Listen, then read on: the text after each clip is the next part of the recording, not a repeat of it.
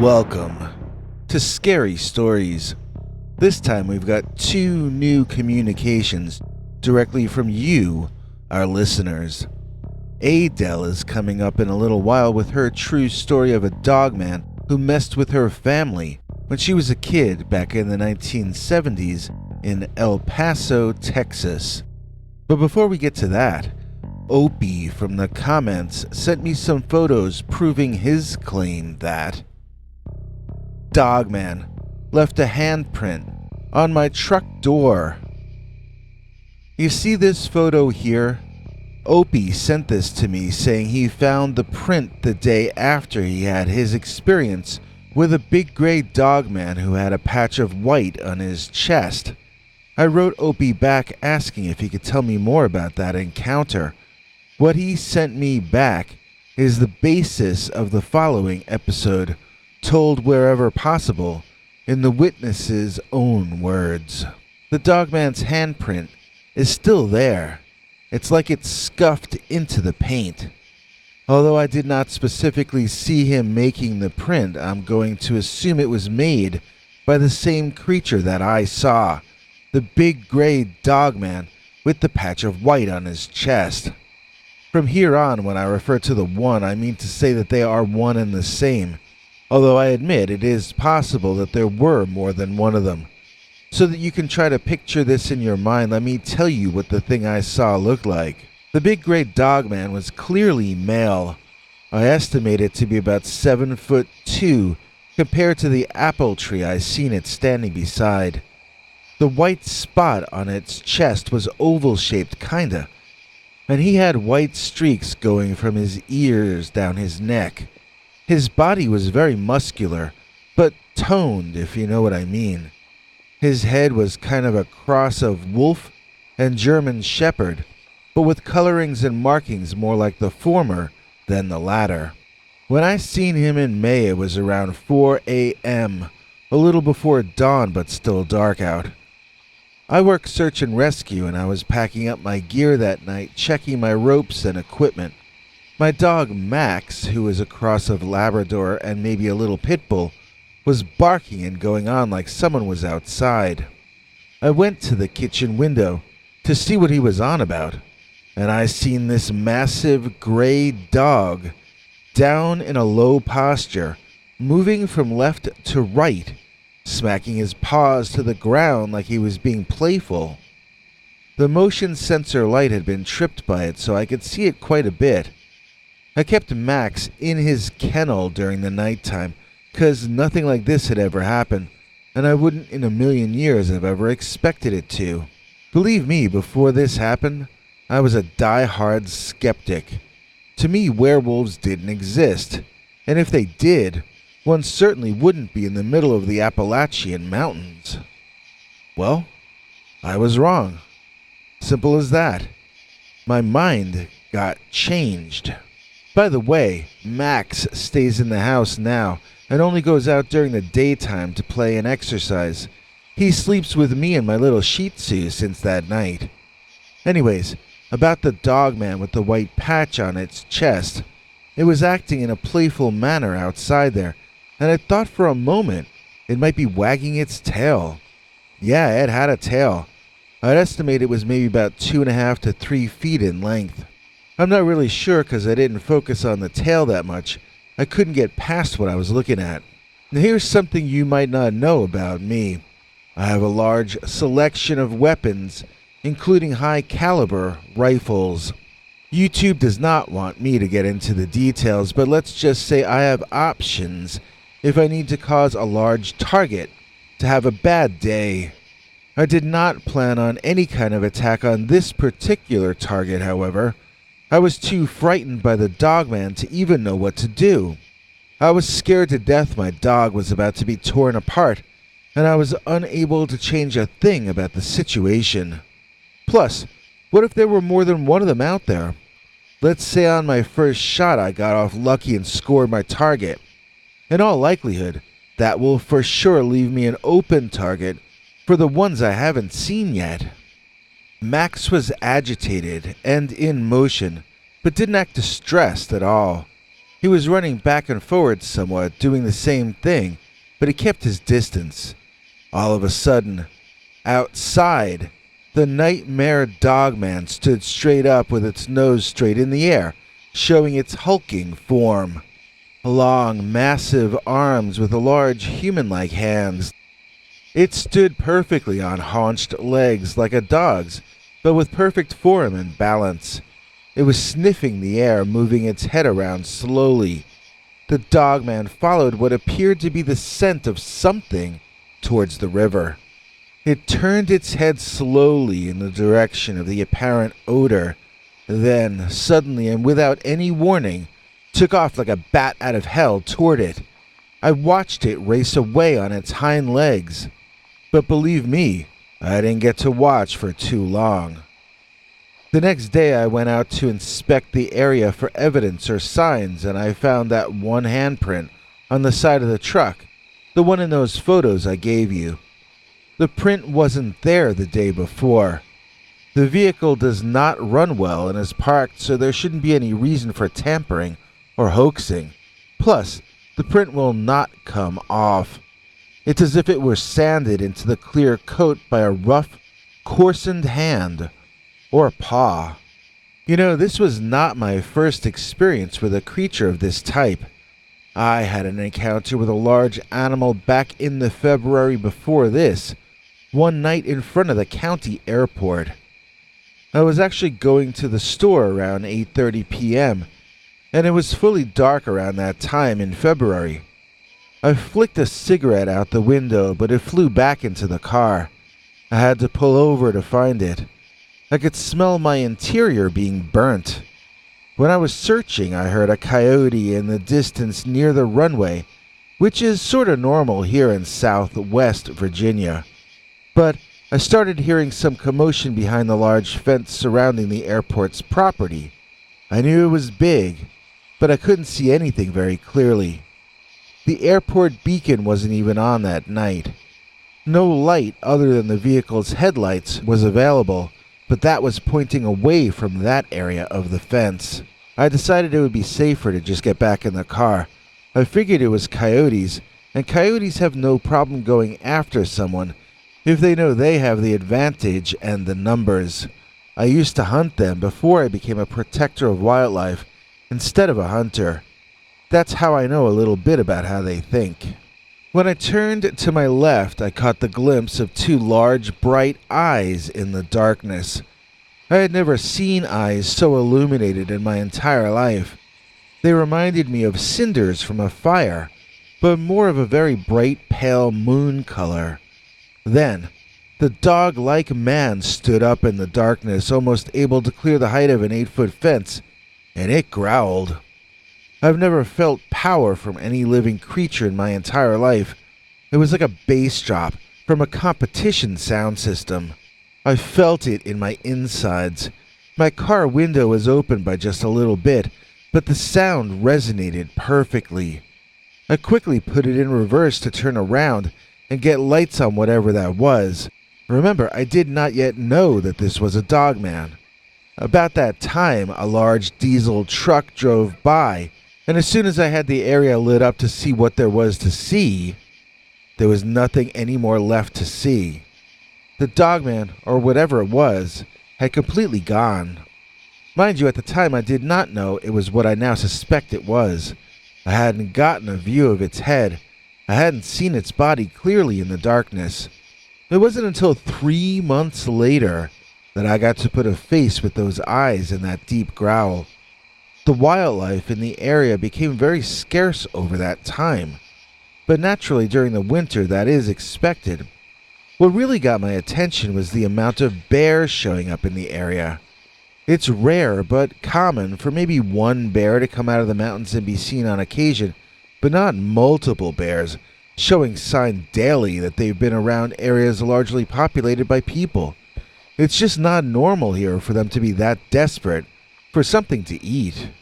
And another thing, right as soon as August rolled around, I started seeing more of my gray friend this year. Even my mother has seen him during the early morning around 5 a.m. looking through the kitchen window. Ralph, as we have started calling him, has gotten even larger. In fact, much larger since the last time. And now he has a mate who I've decided to call Lucy, 'cause she's kind of a redhead. She's a reddish-brown female with white streaks on her snout, which at first caused me to call her Stripes for a brief time. We haven't seen them come near the house like Ralph did in that other encounter, but they will be out in the field during the night. I have photos that are barely visible during the night of Ralph laying on the ground on his stomach with Lucy grooming him like a monkey or a chimp would do. They both looked right at me but did nothing. Ralph in the photo is looking straight at me with his big glowing eyes. I'll send you the night photos I took, but they're very difficult to make out. You can see something, but not well enough to call it irrefutable evidence. We're showing you these photos now, which I am aware are not clear enough to prove anything. They are what we've got, and so we're sharing them with you. I've noticed the Dogman couple show a respect for boundaries, as do I and my family.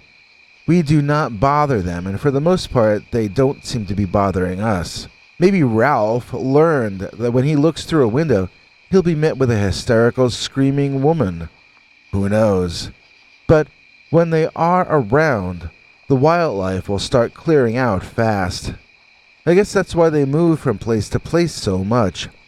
A creature that size with that amount of speed and strength has to have a pretty high metabolism, and therefore has to hunt a great deal to replenish the strength that they will burn through. If one was to tranquilize one, it could have fatal results for humans.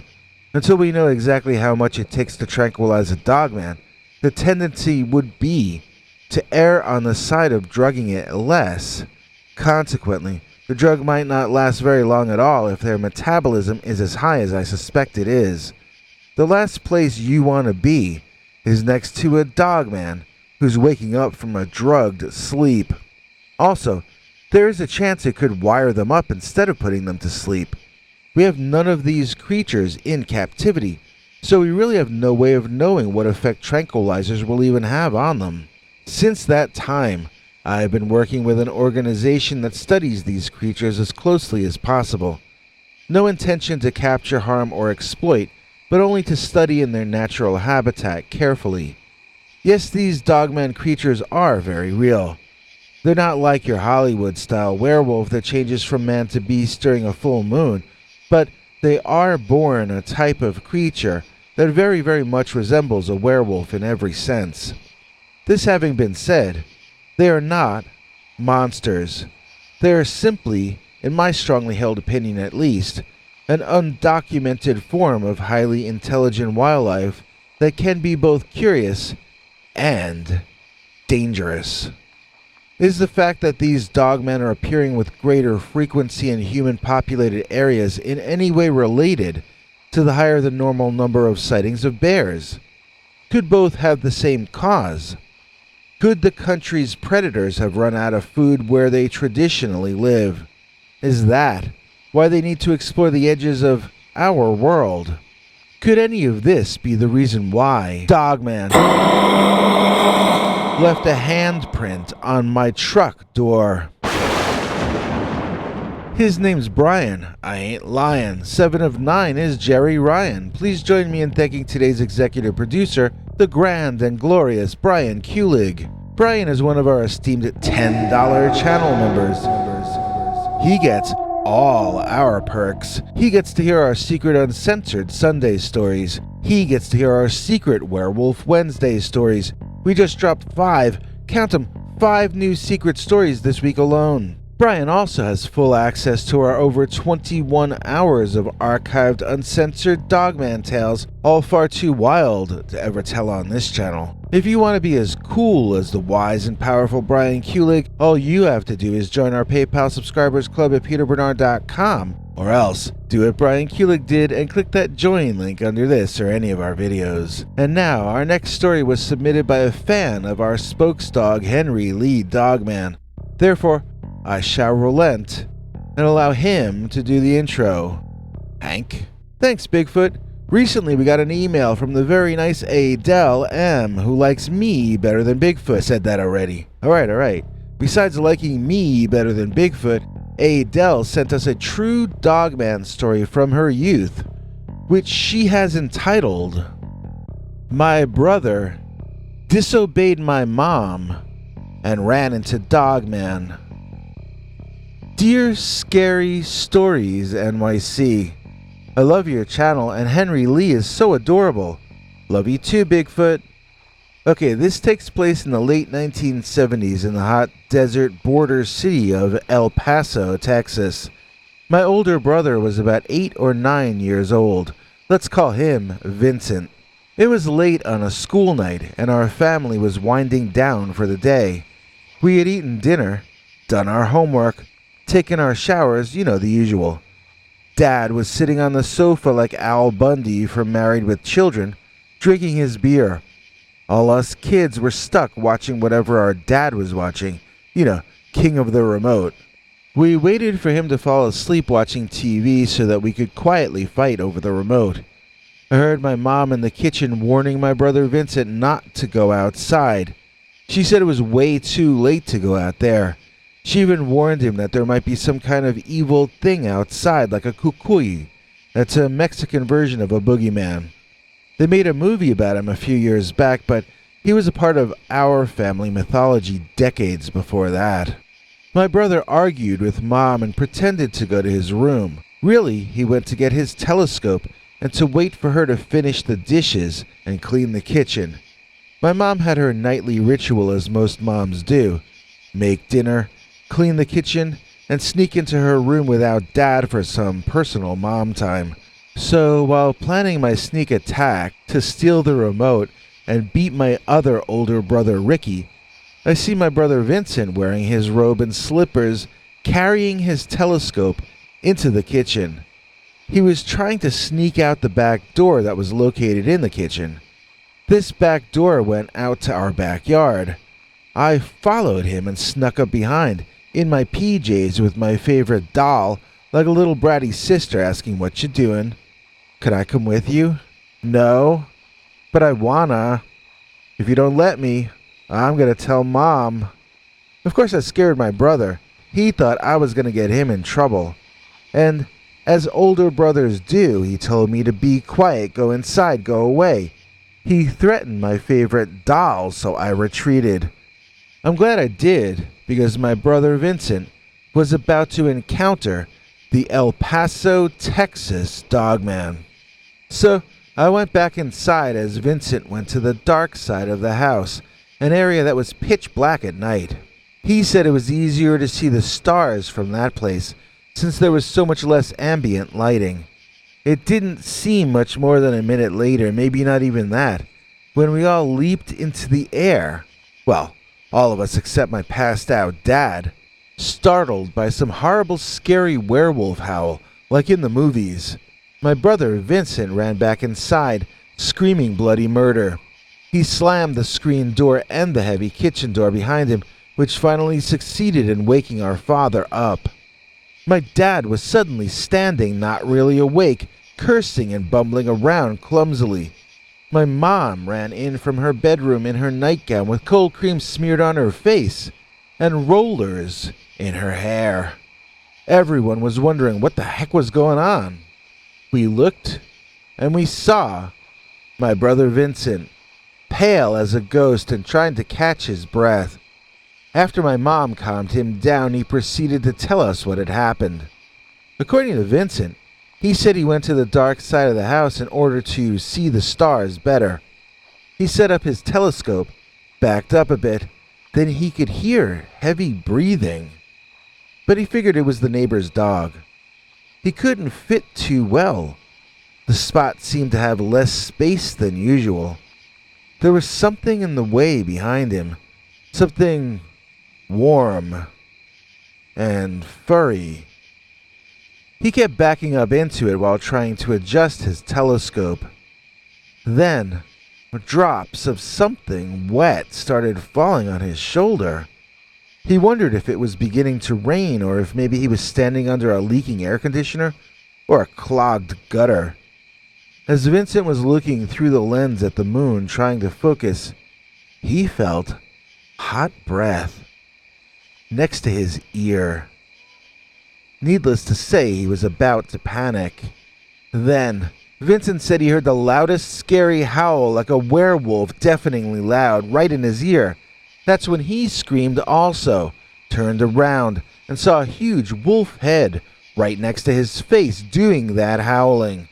Vincent said he almost peed himself, running inside as fast as he could.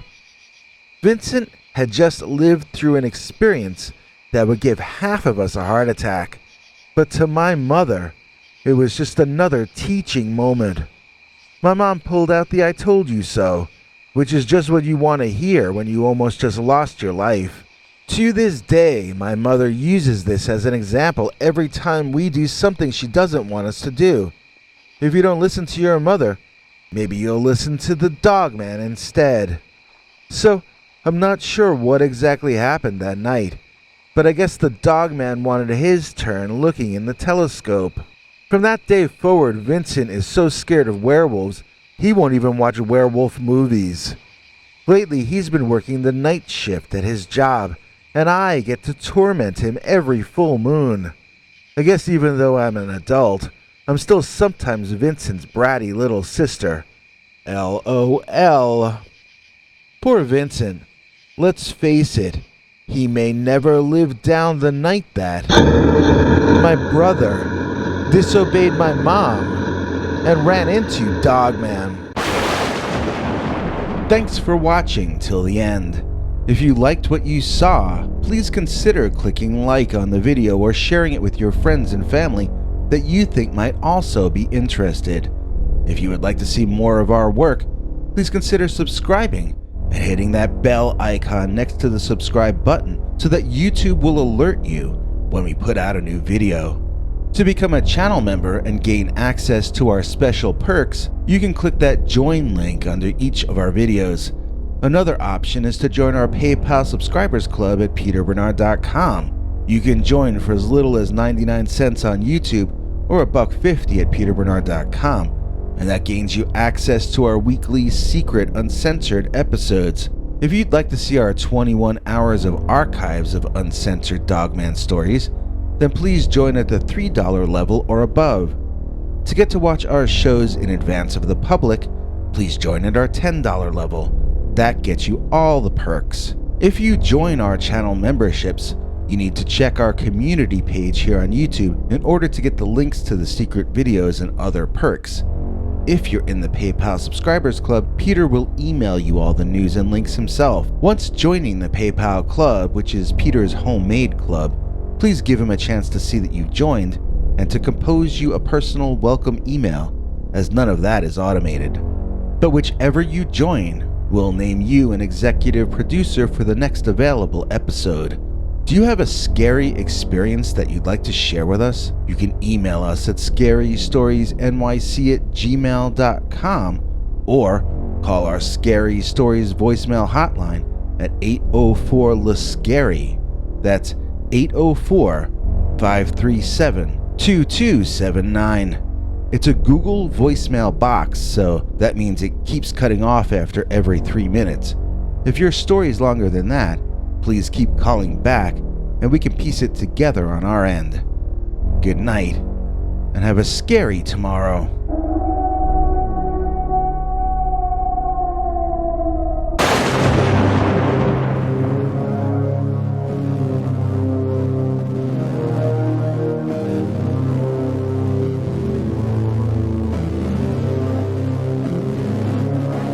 Come back for more scary stories.